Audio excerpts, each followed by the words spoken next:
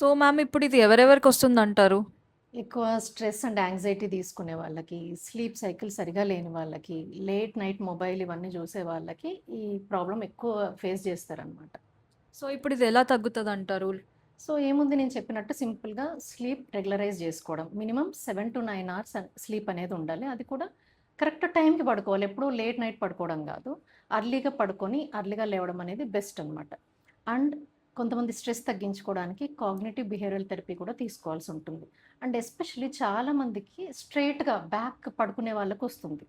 So అలా straight పడుకునేడం కొంచెం avoid చేసుకుంటే బెటర్. ఇంకా దీనికి ట్రీట్మెంట్ ఎలా ఉంటది? ఎవరిని అంటే కన్సల్ట్ అవ్వాలి? ఇది ఏమో మనకి డేంజరస్, హార్మ్‌ఫుల్ కాదు. కాకపోతే ఏంటంటే చాలా ఫ్రీక్వెంట్‌గా వస్తే మాత్రం నువ్వు కంపల్సరీ న్యూరాలజిస్ట్‌ని కన్సల్ట్ చేయాలి. ఏదైనా ప్రాబ్లమ్ ఉంటే ఎవాల్యుయేట్ చేయించుకోవాలి. And at the same time కొన్ని మెడిసిన్స్ లో డోస్ ఏదైనా యాంటీ డిప్రెసెంట్స్ అలాంటివి వాడి స్లీప్ రెగ్యులరైజ్ చేసుకుంటే ఇది ఈజీగా సార్ట్ అవుట్ అవుతుంది. ఒక్కొక్కసారి ఇంకేదైనా అదర్ సింప్టమ్స్ ఉంటే స్లీప్ స్టడీస్ అంటాం. పాలిసోమ్నోగ్రఫీ అవసరమైతే అది కూడా అడ్వైస్ చేస్తామనమాట. But nothing to worry.